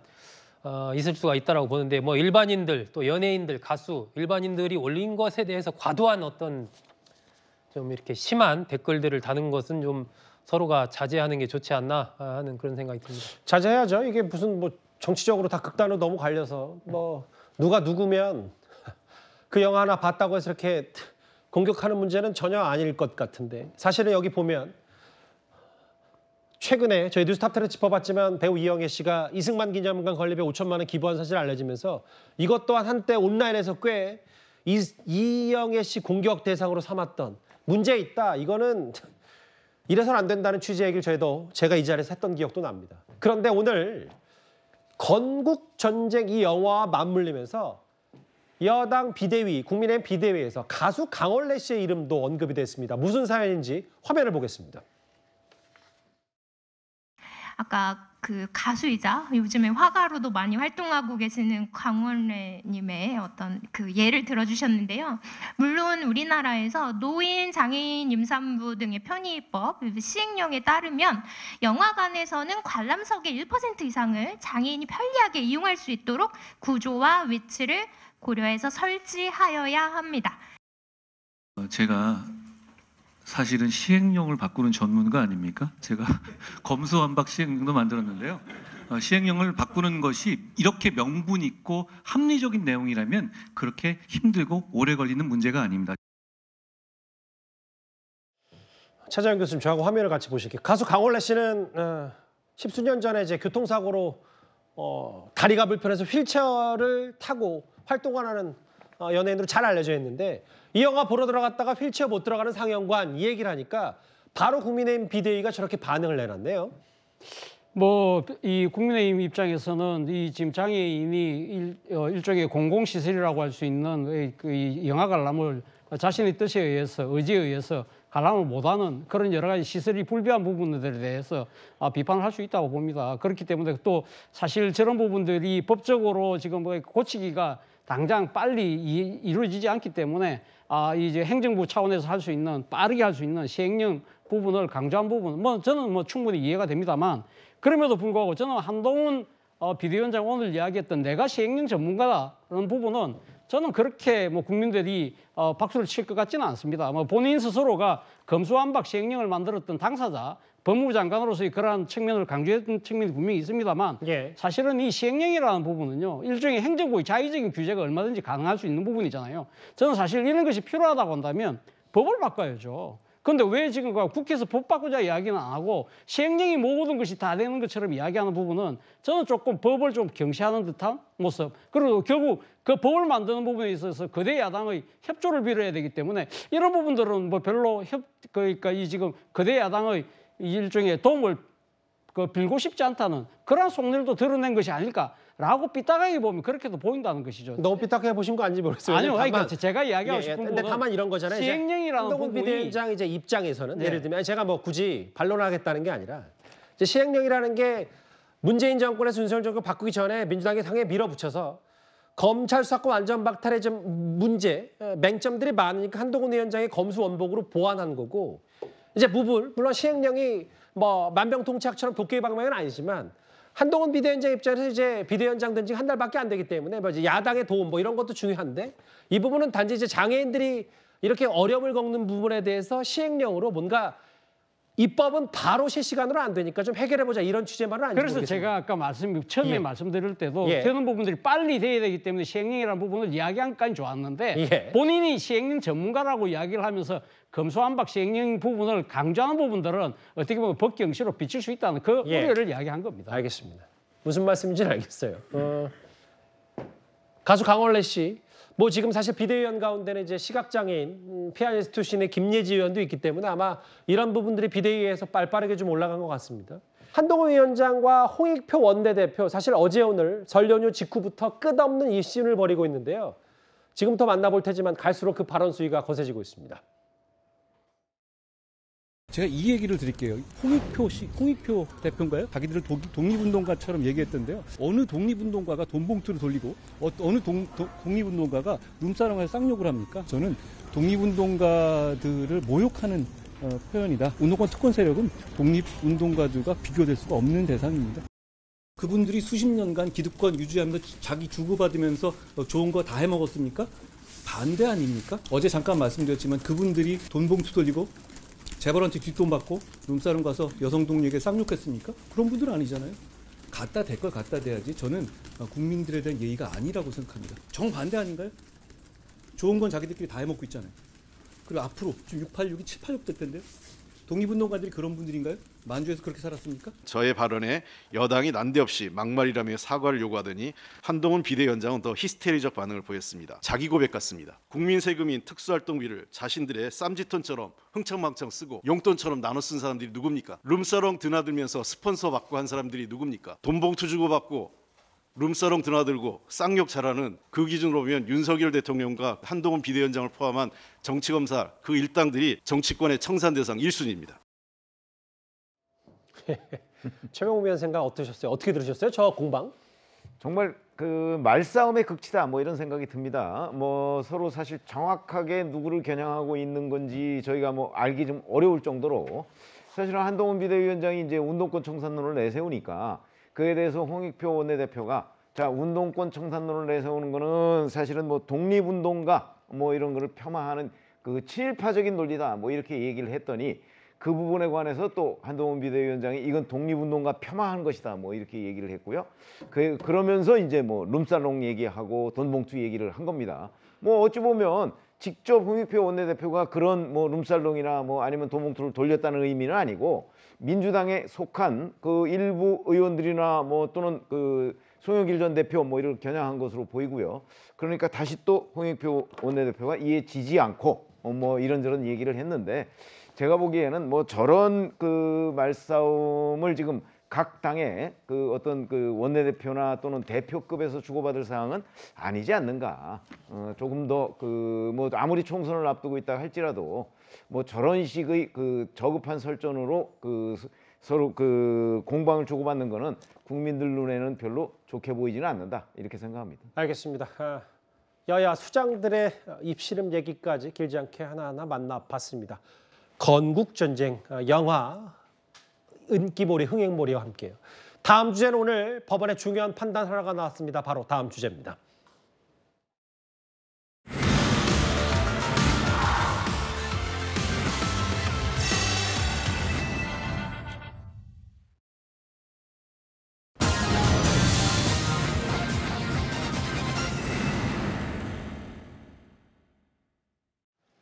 대장동 의혹과 꽤 닮은 꼴이라고 불리는 이른바 백현동 의혹. 옹병 아파트로 불리는 걸 성남시가 불었고 청탁을 받고 업자에게 사업을 벌어줬다는 게 이제 혐의의 핵심이죠. 아시는 것처럼. 이재명 대표가 재판을 받고 있는 이 의혹, 백현동 의혹에 대해서 오늘 법원의 첫 번째 판단이 나왔습니다.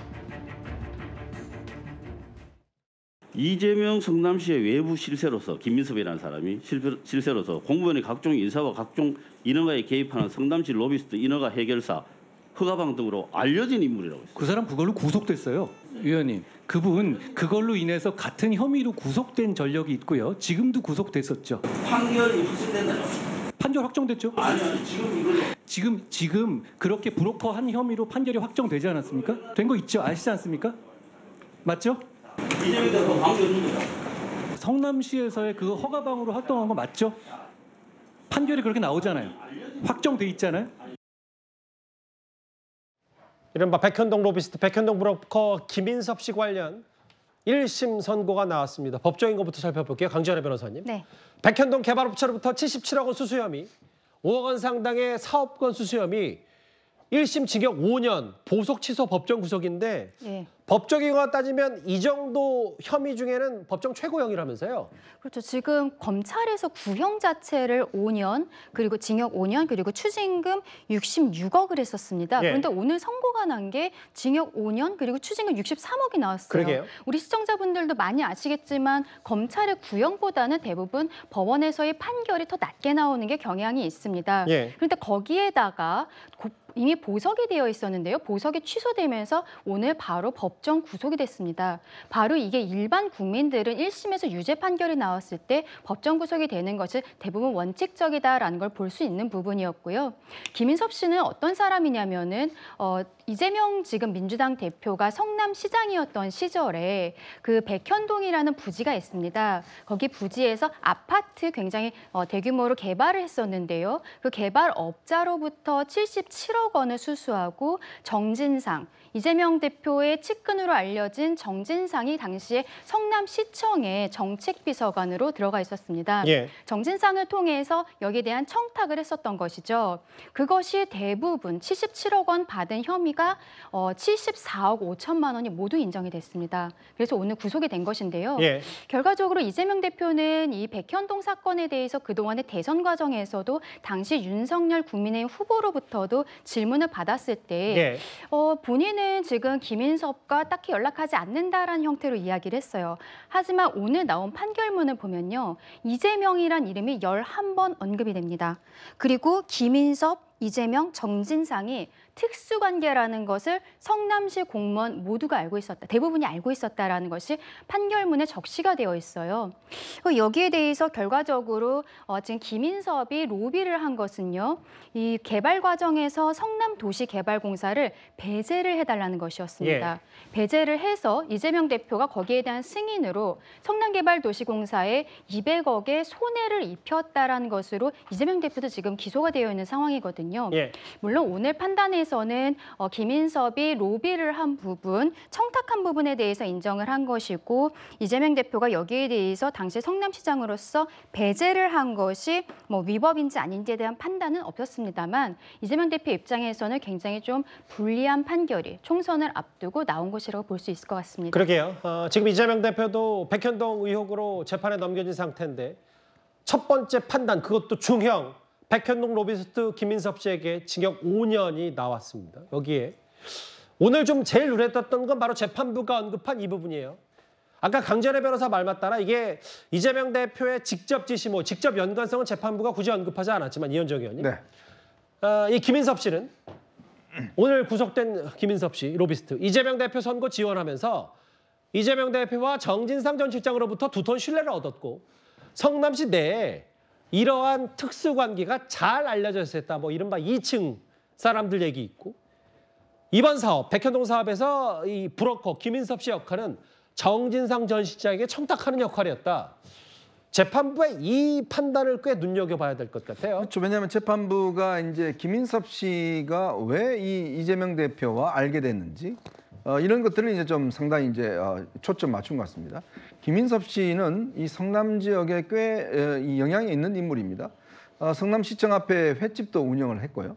특히 이재명 대표의 정치 입문을 상당히 도와줬던 인물로 알려지고 있습니다. 그리고 또 정진상 씨를 이렇게 이재명 대표와 당시에 변호사 시절에 소개해줬던 인물로도 알려지고 있어요. 그만큼 굉장히 밀접한 관계였고 이재명 대표가 선거에서 나갈 때만 선거 본부장을 역임을 할 정도로 알려져 있고 나중에 이제 당에 부대변인을 할 때도 또 본인이 역할을 해준 걸로 알려지고 있습니다. 자, 그렇다 보니 성남시청 공무원들 사이에서는 소위 허가방이라는 별명이 있었다는 거예요. 즉 허가를 이 김인섭 씨를 통해야지만이 허가를 받을 수 있다라는 것 때문에 이제 허가방 이런 이제 이 별명으로 불려졌다는 거죠. 그만큼 이재명 대표와 밀접한 연관 관계가 있다. 왜냐 이 백현동이라는 사업이 한국식품연구원 자리인데요. 여기가 이제 4단계 종상향이 됐지 않습니까? 형질 변경이. 근데 그 정도를 이뤄낼 정도로 왜냐 이 사업이 원래 하시던 분이 이게 계속 이게 토지 변경이 안 돼서 사업을 거의 할 수 없을 지경이었는데 바로 김인섭 씨를 영입하면서 이 사업이 일사천리로 진행이 됩니다. 자, 그 이유는 결국은 이 김인섭 씨가 이재명 대표와 당시 시장과 밀접한 관계가 있었기 때문에 결국은 허가가 나온 것이거든요. 바로 그 부분을 재판부가 굉장히 초점을 맞추면서 결국 검찰의 구형량만큼 선고한 그런 상황인 것 같습니다. 그러니까 이번에 구속된 백현동 브로커 김인섭 씨와 여기 보면 당시 성남시의 주축이었던 이재명 대표, 정진상 전 실장, 이재명의 성남시와 두터운 신뢰가 있었다. 근데 사실 제 뉴스탑10에 짚어본 바 있지만 다음 화면을 볼게요. 이 백현동 의혹, 물론 김인섭 씨가 구속이 됐지만 이런 증언이 있었잖아요. 정모 씨, 백현동 시행업자. 김인섭 대표가 200억을 요구했었는데 절반은 이재명 대표와 정진상 몫이었다.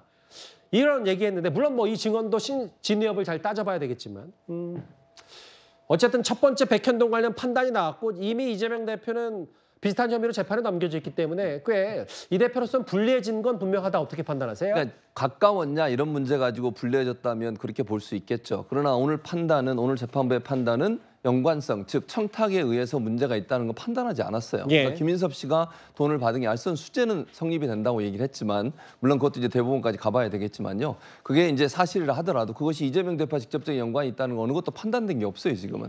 물론 이제 김인섭 씨가 이재명 대표와 가까운 사람이었고 뭐 잘 아는 사람이란 게 판결문에 들어있지만 어찌 보면 또 이렇게 생각할 수도 있잖아요. 김인섭 씨가 그 후광을 이용해서 본인의 이익을 실현했을 가능성도 있는 것이니까 지금 단계에서 이재명 대표가 연관이 있다 없다 이렇게 판단할 수 없다고 봅니다. 왜냐하면 알선 수재라고 하는 것이 본인이 어떤 이익을 얻기 위해서 누군가를 이용할 수는 있지만 그것이 실현됐냐 안 됐냐는 또 다른 차원에서 접근해서 수사나 판단을 받아봐야 될 문제라고 생각을 해요. 그래서 지금 상황에서 이재명 대표에게 직접적인 연관이 있다 이렇게 볼 수 없는 상황이라고 저는 생각을 하고요. 김인섭 씨가 왜 저런 행동을 했는지 하는 부분에 대해서는 법원이 판단을 할 것이라고 생각하고 수사기관도 그걸 이제 밝혀내야 되겠죠. 그러니까 지금 상황에서 이재명 대표에게 불리하게 작용할 것이다 이렇게 생각하지는 않고요. 두 사람의 관계가 예전부터 알고 있던 사이라 하는 부분들이 판결문에 들어있기 때문에 그런 부분 때문에 판단이 뭐 증거도 없는데 판단이 나올 가능성은 없다고 봐요. 그러면 최 교수님 말씀을 좀 중간 정리해 보면 이제 이 오늘 백현동 브로커와 이재명 대표 직접 연관성은 아직 그 검찰 혹은 법원이 판단해서 검찰이 밝혀낼 부분이긴 한데 다만 이렇게 백현동 의혹 관련해서 브로커가 청탁해서 뭔가 부정한 방법으로 1심 재판부가 저렇게 판단했다면 당시 이재명 대표의 성남시는 관리 감독에 대한 정치적, 도덕적 책임 비난은 충분히 감수해야 되겠네요. 그러니까 예를 들면 그게 이재명 대표가 거기에 대해서 연관이 돼 있다면 그렇게 해야 되겠죠. 근데 이제 최종 책임자는 이재명 대표의 성남시장이잖아요. 어쨌든 백현동 의혹과 관련된 여러 가지 청탁과 관련된. 자, 예를 들어서 김인섭 씨라는 사람이 이재명이라는 사람을 이용해서 본인의 이익을 실현했다고 하면 그것이 실현되는 과정에서 본인이 이용한 건 맞죠. 근데 그럼 이재명 대표가 김인섭 씨한테 청탁을 받아가지고 실제 그것이 이뤄질 수 있도록 뭔가 혜택을 준 게 아니라 지금 이재명 대표 얘기하는 것은 정부에서 요청을 했고 정부에서 요청한 걸 받아들여서 실현했을 뿐이지 김인섭 씨와 연관이 없다라고 얘기를 하고 있잖아요. 그러니까 만약에 검찰이 이재명 대표까지 처벌을 하려면 그 연관고리를 찾아내야 돼요. 예를 들어서 왜냐하면 이재명 대표는 지금 국토부나 정부에서 요청이 들어왔고 그 요청을 받아들여서 백현동 사업에 대해 승인을 한 것이지 김인섭 씨와는 전혀 연관이 없다고 주장을 하고 있어요. 그러니까 그 연결고리를 찾아내는 것이 결국 이재명 대표가 문제가 있다는 것을 증명하는 방법일 텐데 아직까지는 그 부분까지 찾아내지 제 말은 못했다는 법적인 부분이 아니라 이제 그동안 대장동과 백현동을 치적이라고 얘기를 했기 때문에 어쨌든 그 백현동 의혹과 관련돼서 불미스러운 일이 어쨌든 1심 재판부가 그런 판단이 내렸다면 정치적 관리 책임자로서 이재명 대표가 그동안에 했던 얘기처럼 막 자랑할 만하지는 않냐. 뭐 이 얘기를 말씀드리는 그러니까 만약에 결론적으로 김인섭 씨가 아직 판결이 안 났어요. 예. 끝까지 나와 김인섭 씨가 저런 행동을 한 것이 문제라고 하면 그 부분에 대해서 예를 들면 관리 감독이 문제는 있을 수 있지만 예를 들어서 본인이 모르는 시장이 모르는 사이에 본인이 개인적으로 비리를 저질렀다고 하면 그것까지 시장한테 책임을 묻기는 어려운 거죠, 사실은. 그러니까 예를 들어서 전체적으로 그 백현동 사업이라고 하는 것이 이재명 알겠습니다. 대표가 시장일 당시에 본인의 어떤 정책적 선택에서 한 것이고 그것이 우연스럽게 예를 들면 김인섭 씨와 연관돼 있다고 하면 김인섭 씨가 그걸 이용해서 문제를 제기하는 것이니까 그 부분에서는 김인섭 씨한테 문제를 제기할 수는 있겠죠. 짧게 말씀드릴게요. 오늘 판결에서 또 어떤 이야기가 나오냐면요. 정진상, 그 이재명 대표의 측근이었던 정진상이 당시에 이 김인섭으로부터 청탁을 받은 다음에 성남시청의 도시계획팀장을 찾아가서 잘 챙겨줘라라고 이야기를 했다는 것도 나와 있습니다. 정진상 같은 경우에는 어공이죠. 지금 이재명 대표가 성남시장 들어가면서 정책비서관으로 같이 들어갔던 사람인데요. 정진상이 혼자서 이런 판단을 할 수 있었을지 좀 국민 한 사람으로서 의문입니다. 도움 말씀 잘 들었어요. 그러니까 신중하게 좀 판단해야 되는 아직 이재명 대표로 가는 연결고리가 마침표가 검찰 입장에서는 안 찍혔기 때문에 오늘 한동훈 비대위원장은 이재명 대표의 도덕성을 집요하게 파고들었습니다. 화면 만나보겠습니다. 첫째는 이재명 대표께서 공금 법카로 1,000만 원어치 과일 사 먹은 게 사실인지, 과거 방송에서 냉장고에 과일 넣어놓고 꺼내 먹는 게 꿈이다 이렇게 말씀하신 적도 제가 본 거 있는데요. 아무리 그래도 세금으로 그 소원 이루면 안 되는 것 아닌지. 둘째로는 과거의 명절 제사상도 이 공금 법카로 하셨던 의혹이 있었는데요. 그게 사실인지 묻겠습니다. 이번엔 혹시 안 그러셨겠죠. 셋째로 응급 헬기 특혜가 본인이 결정한 게 맞는지, 굳이 왜 헬기 타고 가겠다고 한 것인지 제가 묻고 싶습니다. 제가 이런 질문 물을 때마다 한 번도 답을 못 들었거든요. 답을 안 하는 것도 답입니다. 답을 안 하는 것도 답이다. 법인카드 1,000만 원어치 과일, 명절 제사상, 응급헬기 특혜 논란에 대해서 본인이 답을 해야 된다. 한동훈 비대위원장이 계속 얘기를 했는데 차장 교수님, 결국 이재명 대표에게 중요한 건 지금 재판 리스크, 사법 리스크고 김용전 부원장 대장동 의혹, 정치자금법 뒷돈 받은 혐의로 1심 징역 5년 나왔고 마찬가지로 백현동 의혹, 오늘 1심 징역 5년 김인섭 씨. 관련 재판, 이 대표와 관련 있는 재판이 나올 때마다 지금 계속 중형의 비슷한 혐의들이 나오고 있어서 이거 이 대표로서는 악재는 분명한 것 같은데요. 그렇죠. 뭐 많은 국민들 입장에서는 아직 정확한 실체는 드러나지는 않았습니다만 지금 이제 이재명 대표의 과거 측근이라고 할 수 있는 분들이 연루된 사건에서 지금 이 중형의 유죄 선고가 나온다는 것 자체는 이재명 대표의 혐의를 상당히 많은 국민들 입장에서는 고개를 갸웃거릴 수밖에 없는 상황이 된다는 것이죠. 그런 부분들을 입장에서 본다고 한다면 이재명 대표는 당장 선거를 앞두고 있는 입장에서 이 소위 말하는 실체가 없다는 사법 리스크가 하나하나씩 입증이 되는 그런 모양새이기 때문에 아무래도 정치적 부담이 클 수밖에 없는 것이죠. 오늘 특히 지금 김인섭 씨 같은 경우에 재판부가 뭐라고 이야기를 했냐면요. 별다른 전문성이나 노하우 없이 오로지 지방정치인 및 성남시 공무원과의 친분을 이용해서 각종 인허가 사항을 관여해서 여러 차례 알선을 수재했다고 이렇게 그러니까 판결을 냈어요. 그렇다고 한다면 이 지금 김인섭 씨가 갖고 있는 이 지방정치인과의 그런 유착관계 이러한 부분들에 있어서의 최종 고리는 결국 이재명 대표일 수밖에 없는 상황이잖아요. 이런 부분들이 일반 유권자들 입장에서 본다고 한다면 아무래도 이 이재명 대표에 대한 의혹이 커질 수밖에 없는 국민이라는 겁니다. 알겠습니다. 백현동 의혹 징역 5년, 브로커, 로비스트 얘기까지 정리했습니다. 이재명 대표 관련 얘기까지 만나봤다면 하나하나 다음 주에 국민의힘 안으로 들어가 보겠습니다.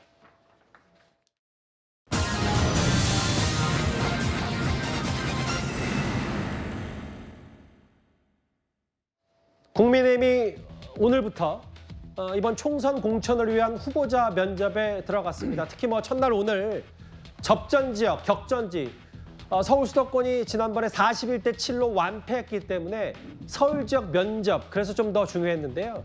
오늘도 지어진 얘기는 좀 자세하게 내일쯤 짚어보도록 하고요. 먼저 이현정 의원님. 네. 이 질문 하나 드릴게요. 지금 국민의힘에서 가장 공을 들이고 있는 수도권, 서울에 가장 파괴력 있는 인물을 앉히고 싶다. 인류한 전 위원장 얘기가 계속 나오는데 오늘 일부 보도 보니까 서대문과 앞도 있고 그리고 종로 얘기도 하고 인유한 전 위원장에게 한동훈 비대위가 이렇게 공을 들인 이유를 어떻게 판단할까요? 아무래도 이제 혁신의 어떤 아이콘처럼 왜냐하면 이제 인유한 혁신위원회가 제시했던 여러 혁신안들이 대부분 지금 실천이 되고 있지 않습니까? 자, 그렇다 보니 국민들에게는 이제 인유한 위원장이 가져왔던 혁신의 어떤 이미지가 있는 것이고요. 또 아무래도 이제 본인의 어떤 그 혁신위원회 할 때 꽤 국민적인 관심을 많이 끌었습니다. 특히 이제 한국 사람이면서 이제 모습은 이제 외국 사람인 것처럼 해서 그런 모습을 끌었고 또 그런 것들이 이제 국민들에게 상당히 이제 어필할 수 있는 측면이 있는 것 같고요. 특히 이제 지금 국민의힘이 수도권 특히 서울 지역 같은 경우는 거점 전략을 쓰고 있거든요. 그러면 서대문, 마포 뭐 등등 이 지역의 어떤 중심적인 인물로서 이제 인유한 혁신위원장만한 사람이 없다. 특히 본인이 원래 서대문 갑 지금 연세대가 있는 지역에 세브란스 병원이 있는 지역에 거기에 출마를 생각했다가 지금 출마를 접었어요. 그러게요. 근데 이제 그쪽에 지금 마땅한 인물이 없다 보니까 인유한 혁신위원장이 지금 출마를 계속 권유를 하고 있는데 지금 아마 부인이 상당히 좀 지금 출마를 지금 막고 있는 것 같습니다. 그래서 아마 본인도 그런 이야기를 하고 있는 것 같은데 아마 당 차원에서 설득을 한다면 저는 출마 가능성도 꽤 있지 않나 싶습니다. 오늘 면접이 있었고 수도권의 이제 격전지 면접들 인물들의 얘기들이 있었기 때문에 그 얘기 저희가 내일 뉴스탑10에서 좀 더 자세히 짚어보도록 하겠습니다. 국민의힘 내부 공천 분위기는 핵심 내용만 짚어봤다면 다음 주제는 바로 개혁신당 얘기입니다.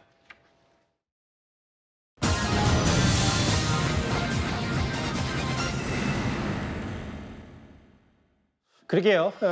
개혁신당의 주요 인물들 지역구 출마는 어디로 할까요? 오늘 개혁신당 첫 최고위원회가 열렸는데 집권 여당에서 꽤 이 개혁신당의 정체성에 대해서 비판했습니다. 그 목소리부터 먼저 듣고 오겠습니다. 그 신당은 그 정체성이라는 게 정말 있습니까? 있는 건가요? 원래 생각이 같지 않았던 사람들이 그 생각이 디테일이 다른 게 아니라 지향점과 정체성이 다른 거죠. 일종의 영주권 얻기 위한 위장결혼 비슷한 것 아닙니까? 일반적인 정당의 형태는 아니라고 생각합니다. 그 이상의 파급력이라든가 그 정당의 미래에 대해서는 제가 평가 위치에 있지 않습니다. 소위 말해 페미니즘적 성향을 가진 금태섭, 유호정 이런 분들과 안티페미로 이때까지 인기를 끌었던 이준석 전 대표가 여성 정책이나 뭐 군대 관련된 정책으로 합의를 보는 게 가능할까?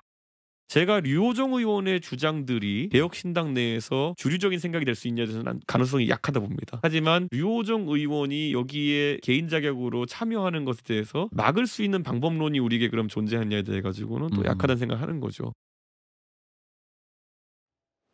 어제 이 시간에도 저희 뉴스탑10에서 개혁신당이 범진보냐 아니면 중도 보수냐 사실 구획을 나눌 수 없을 정도로 많은 인물들, 4개 세력이 함께했기 때문에 오늘 여당의 비판들이 일단 정체성 얘기가 나온 것 같은데요. 강지연 변호사님, 특히 장해찬 최고위원이나 한동훈 비대위원장 얘기는 류호정 의원 그리고 이준석 대표 이 남녀, 젠더 이슈로도 이제 봉합이 안 되는데 어떤 정책적 가치 지향점이 있겠냐 이런 얘기를 좀 하는 것 같아요. 네, 맞습니다. 그래서 한동훈 위원장도 아마 위장 결혼이라고 이야기를 한 것 같은데요. 영주권을 얻기 위한다. 국회 영주권 이야기하는 것 같습니다. 왜냐하면은 기존의 이준석 전 대표 같은 경우에는요, 굉장히 그 반페미니즘적인 모습들을 보이면서 그것으로 2030 남성들을 굉장히 구심점으로 하지 않았었습니까? 근데 그 당시에 굉장히 페미니즘적인 모습을 보였던 것이 대표적인 인물이 정의당의 류호정 전 의원이었습니다. 그렇기 때문에 둘은 굉장히 끝과 끝에서 각을 세우는 모양이었는데요. 이게 개혁신당이라는 이름 하에 갑자기 류호정 전 의원과 이준석 대표가 한솥밥을 먹게 되니까 지금 이 상황에 대해서 기존의 이준석 대표의 지지자였던 2030 남성들이 굉장히 탈당 러시가 이루어지고 있다는 것이 많이 보도가 되고 있는데요. 여기에 대해서 굉장히 좀 이준석 대표도 난감한 상황일 것 같습니다. 그렇기 때문에 뭐 류호정 의원이 당내에서 어떤 주류가 되기 어렵다 이러한 이야기를 하고 있지만 기본적으로 이렇게 금태섭 의원과 류호정 의원이 함께하고 있었던 지금 그 부분까지도 함께하는 개혁신당을 만든 것은 그 선택을 한 것은 이준석 대표거든요. 이준석 대표가 본인의 선택에 대해서 어디까지 책임을 질지 말장난이 아니라 정말로 정치적인 책임을 지지자들에게 어떻게 지어야 될지 한번 지켜봐야 되는 부분인 것 같습니다. 오늘 아침에 한동훈 비대위원장이 위장 결혼 아니냐, 국회 배지 얻기 위한 위장 결혼 아니냐고 하니까 평가 감사하다고 했고 이준석 대표가 가만히 있을 사람이 아니죠. SNS에 위장 결혼이 아닌 과거 중국 얘기하는 것 같은데 국민당, 공산당 합동 국공합작 그만큼 의미가 있다라는 뜻인가요? 개에 쓰여진 양머리 벗겨놓은 양두구육도 얘기를 하는 것 같은데 위장 결혼 아니다. 국궁합작이다. 이준석 대표 이렇게 얘기했습니다. 뭐 일단 정체성을 일단 하고 그렇다 치고 가치관이니까 현실은 이제 빨리 개혁신당이 얼마나 이번 총선에서 많은 의석을 확보하느냐 이 부분일 텐데 최진봉 교수님 저는 그 질문을 드리고 싶어요. 오늘 보니까 이원욱 의원도 그 원래 지역구인 화성 나간다고 하고 조홍천 의원 남양주 금태섭 의원 그 종로 이낙연 대표 광주 이렇게 얘기를 하는데 근데 이제 이준석 대표 포함해서 이렇게 많은 의원들이 다 지역구면 나가면 결국은 비례대표가 중요한 개혁신당에 도대체 비례대표가 또 누가 나오는지 마지막에 개혁신당 뚜껑 열어봤는데 우리가 잘 안 알려진 사람들만 의원 배지만 다는 거 아닌지 뭐 이런저런 뭐 근본적인 의문을 제기하는 분들도 있거든요. 그럴 가능성이 있죠. 그러니까 지금 말씀하신 이현욱 의원이나 뭐 조홍천 의원은 본인들이 지역구가 있으니까 지역구로 나갈 가능성이 높다고 보여지고요. 이준석 대표나 그다음에 뭐 이낙연 대표는 지금까지 확정은 안 했지만 어쨌든 지역구로 나가달라고 하는 요청이 커요. 그럼 결국 이분들이 다 지역구 나가면 나중에 영입되는 사람들은 지금으로서 이분들이 기다리는 영입 대상은 누굽니까? 결국 국민의힘이나 민주당에서 공천 탈락한 분들을 기다리고 있는 것 같아요. 세를 불리기 위해서. 그럼 그분들이 들어올 때는 뭔가 혜택을 입기 위해서 오는 거 아니겠어요? 근데 만약에 그분들을 또 비례대표로 선정해서 준다고 하면 국민들이 과연 개혁신당의 개혁 이미지를 과연 가질 수 있을까요? 그러니까 저는 지금 말씀하신 것처럼 비례대표를 누구로 할 거냐. 새로운 인물을 영입하지 않는다면 기존에 있었던 정치인들 특히 국민의힘이나 민주당에 탈락한 분들이 갈 가능성이 있는데 예. 그런 분들을 비례대표에 순번에 배치를 한다고 하면 국민들 입장에 상당히 비판적 입장이 높아질 거예요. 그런 점에서 본다고 하면 만약에 지금 공천에 탈락한 분들이 나와서 다시 지역구로 나갈 가능성은 저는 낮다고 보기 때문에 그분들한테 뭔가 혜택을 준다는 차원에서 비례대표를 선정해서 준다고 하면 그거 자체가 지금 현재 개혁신당이 추구하는 이미지와는 너무 달라서 제가 볼 때는 비판의 대상이 될 수밖에 없다 이렇게 생각합니다. 그나마 이름 잘 알려진 유명 정치인들이 다 지역구 나가버리면 개혁신당 정말 중요한 현실적으로 비례대표 순번도 더 중요할 텐데 그런 이제 근본적인 문제에 대해서 개혁신당 얘기 말들이 많은 것 같습니다. 길지 않게 만나봤고요. 지금까지 들어온 여러분들의 목소리를 만나볼 차례죠. 첫 번째 댓글입니다. 강을 건너기 전에 암초가 기다린다. 아마 조국 전 장관, 조국의 강 말씀하신 것 같고요. 예. 결국 조 전 장관, 조국의 강을 못 넘네라고 하셨습니다. 예. 이번 총선 때 국민들이 범죄자 없는 국회 만듭시다라고 하셨고요. 영화도 맘대로 못 보나 아마 나올 시 비판한 뭐 이런 여러 온라인 댓글 말씀하신 것 같아요. 마지막 보겠습니다. 말싸움 다신 정책 대결 보고 싶다. 오늘도 댓글 5개 모두 감사드립니다. 다음 주에는 설 연휴가 끝났지만 식지 않은 논란거리 바로 우리 축구 국가대표팀 감독 얘기입니다.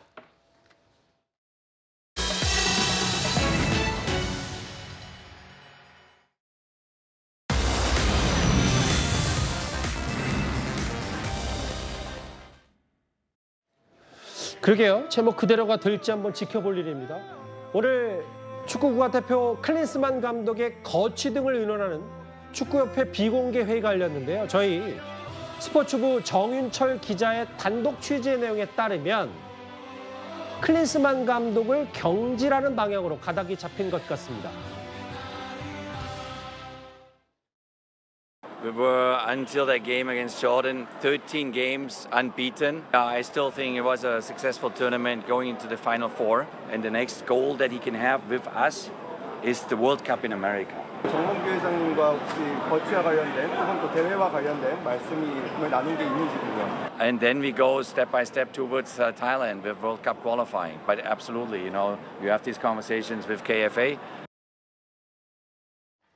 이미 약속보다 먼저 미국 갔다는 얘기 어제 저희가 전해드렸었는데 클린스만 감독에 대해서 경질 쪽으로 의견의 모아지가 있다는 게 내부 축구협회 기류라는 단독 보도가 나왔어요. 네, 축구협회 내부에서도 이런 여론들을 의식하고 또 내부적으로도 어차피 전문가의 시선이기 때문에 이 클린스만 감독의 문제점에 대해서 누구보다도 잘 파악하고 있을 거라는 생각이 듭니다. 그래서 오늘 이제 경기 출신 임원들의 비공개 토론 열렸는데요. 자유토론 형식으로 열렸는데 여기에서도 클린스만 감독과 어떤 식으로든 함께하기는 어렵겠다라는 목소리가 우세했던 분위기로 전해지고 있습니다. 다만 이 회의는 오늘 사실 5차 임원회의로 열리기로 공식적으로 얘기가 되어 있었는데 정몽규 축구협회장이 참석하지 수용하지 않으면서 결국에는 공식 회의는 취소가 되고 이런 자유토론 형식으로 얘기가 진행이 됐던 건데요. 결국 지금 정몽규 협회장의 이 클린스만 감독을 데려오는데도 굉장히 중요한 역할을 했던 만큼 조속한 결단과 입장 표명이 요구되고 있는 상황으로 보입니다. 그러니까 정몽규 회장의 판단만 남았고 판단하면 클린스만 경질할 수도 있다. 근데 그럼 위약금 70억 진짜 주고 경질해야 되는 수순만 돌아가는 거예요? 왜냐하면 오늘 정몽규 회장이 고발까지 당했던데 한 시민단체. 네, 일단 시민단체에 고발당한 내용은 결국에 뭐 업무상 배임행위다 이 정도 되면은 배임이 아니냐 이렇게 얘기를 하는 건데요. 법리적으로 이 부분은 좀 따져볼 부분이 있고 이게 뭐 위배되는 행위가 절차에 위반한다거나 위법행위 수준까지 이르러져야 되는데 입증이 쉽지는 않아 보입니다. 다만 이것과는 별개로 계약서 내용을 좀 봐야 되는데요. 우리가 일방적으로 위임을 경질을 할 수 있는 어떤 사유가 규정이 되어 있지 않은 해당되지 않은 상황이라고 하면 결국에는 위약금을 주고서라도 경질을 해야 되는가 이 부분에 대한 것이 논의의 핵심이 될 것으로 보입니다. 예, 알겠습니다. 글쎄요, 결론이 어떻게 될지 저희가 잘 지켜보도록 하고요. 공교롭게도 또 다른 축구 관련 얘기가 마지막 주제로 준비되어 있습니다. 바로 다음 화면입니다.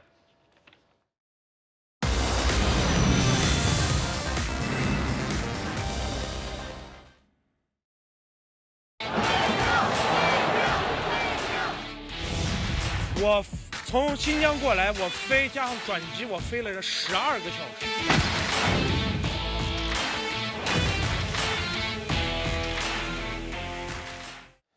세계적인 축구 선수 리오넬 메시가 홍콩에서 열린 친선 경기에서 그라운드에 나서지 않으면서 홍콩 팬들의 엄청난 분노, 중국 팬들의 분노가 식지 않고 있는데요. 근데 허주연 변호사님, 그 메시 소속팀 구단주인 이제 베컴이 설 인사를 SNS에 올렸는데 이것마저도 지금 중국 팬들의 꽤 후폭풍이 있어요. 안 하니만 못했던 정도로 악플이 달리는 수준입니다. 이 파장이 쉽게 가라앉지 않을 것 같으니까 메시 선수 소속팀 공동구단주인 베컴 선수가 저렇게 중국인들이 좋아하는 빨간 목도리를 두르고 젓가락으로 국수까지 먹으면서 중국인들에게 새해 인사를 건넸지만 성남 민심이 쉽게 가라앉지 않을 걸로 보이는 상황입니다. 알겠습니다. 먹방도 안 통하니 메시 노쇼 파문 얘기까지 축구 얘기 길지 않게 하나 만나봤습니다. 화요일 뉴스 탑10 준비한 소식은 여기까지입니다. 곧바로 뉴스 A도 이어지니까요. 많은 시청 바랍니다. 여러분 고맙습니다.